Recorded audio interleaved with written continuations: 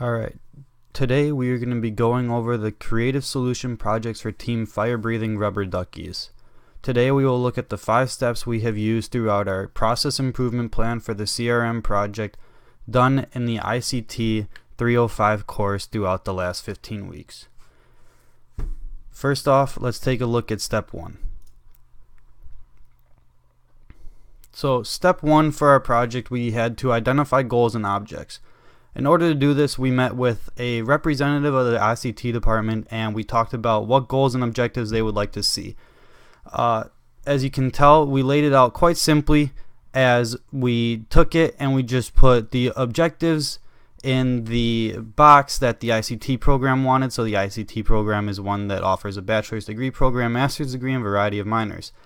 Then we asked what kind of goals they had. Their enterprise goal was the ICT program has brought to the attention 3 current goals. One goal is a general goal for the program, while the other 2 are concrete with a number in mind. So the general goal for that was the ICT program at UW-Stout has set a general goal of acting more like a business. The ICT program wants to practice what they preach. They want to bring in more people, which would bring you into your audience goal, which would be, first they would like to see an online program that has over 300 students enrolled, and currently they are at 200 students. And then they would also like to see their ICT program on campus degree program that has 100 students enrolled. So some of the questions we came up with and had to address throughout this project are: why don't prospective students fully understand what the ICT program encompasses, and what are the costs associated with this process? So when we did step 1, our whole goal in mind was, again, to completely figure out what the ICT program wanted, what their goals and objectives was. Therefore, when we're given the process and the process that we had to improve for the ICT program, we fully understood what they wanted and we were fully able to dive into it, looking for the problems with their process that would help them improve to what they wanted. Next up, we're going to take a look at step 2.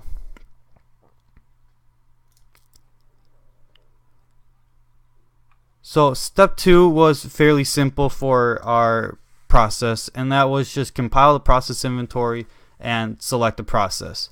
So for us, the ICT program was given 3 processes: managing industrial partner contracts / relations, marketing campaigns external, and marketing campaigns internal. And the process we selected and will be focusing on in this project is the internal marketing campaign.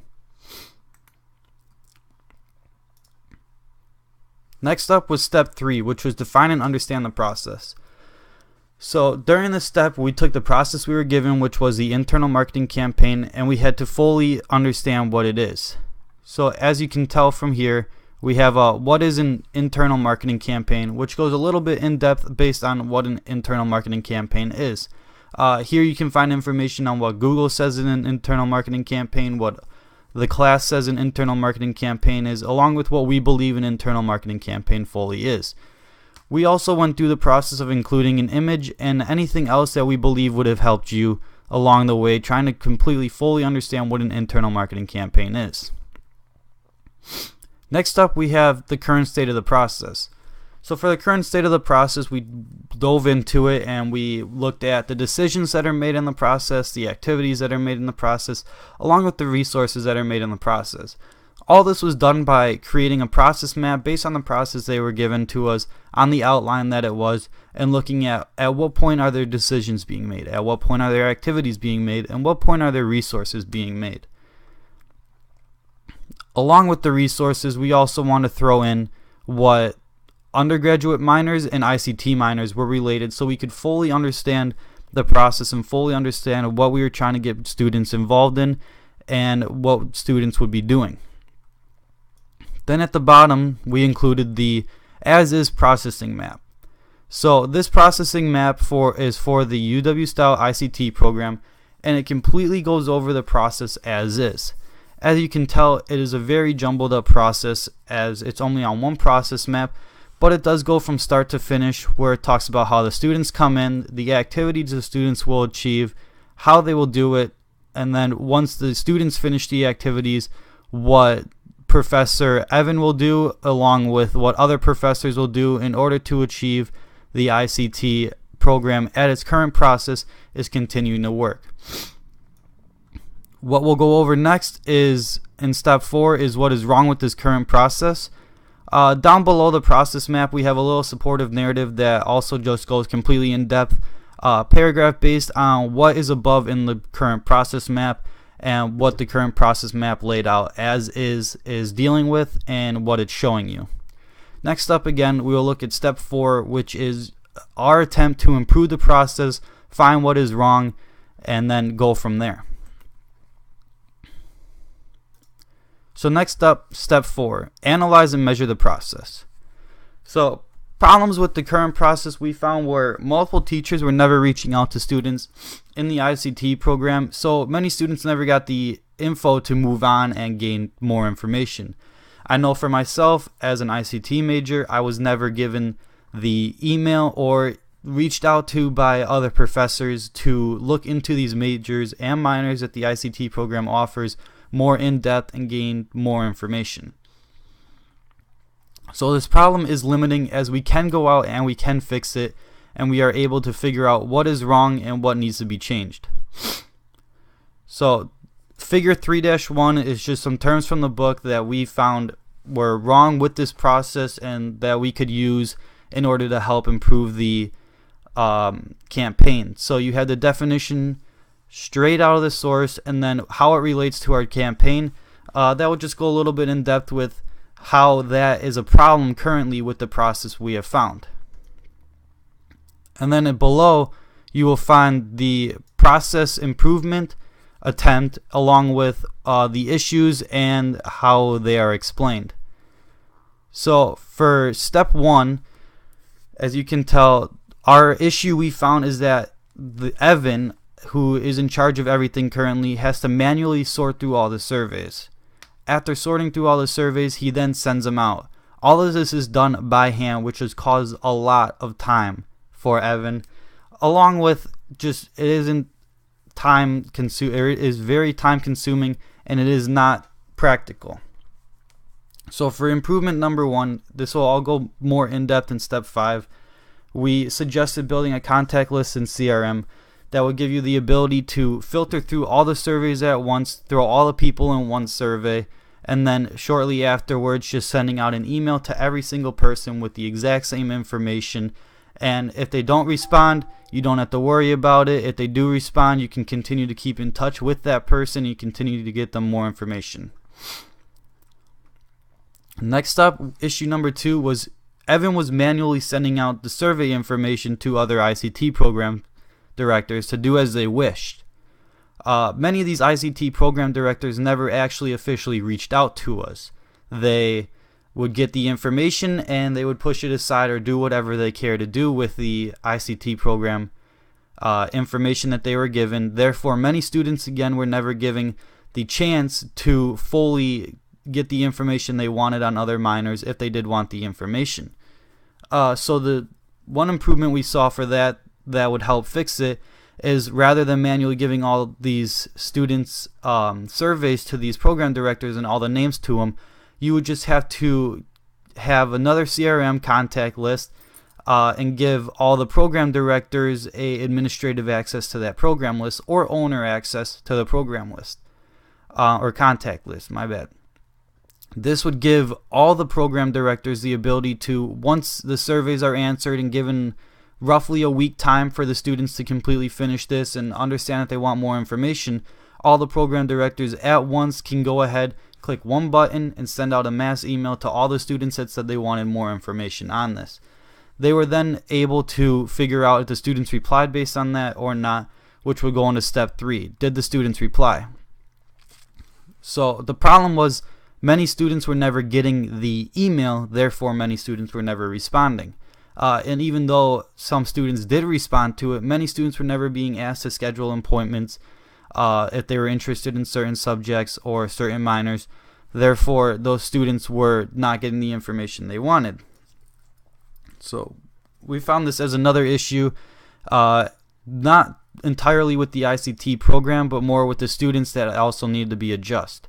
So for this, again, we had the ICT, or we had the CRM contact list that we were looking at. we thought if you would track the email you were sending out and have them reply back with a yes or no, I'm not interested, you are easily able to go through all the email responses you had, and if they do send yes, I am interested, you are able to mark them as a lead and continue to keep them as an active contact. But if they were to respond as no, you're able to disqualify them as a lead, but still keep them in the contact list just in case they come back at a later time and say, hey, I wasn't ready for more information at the time, but I am right now.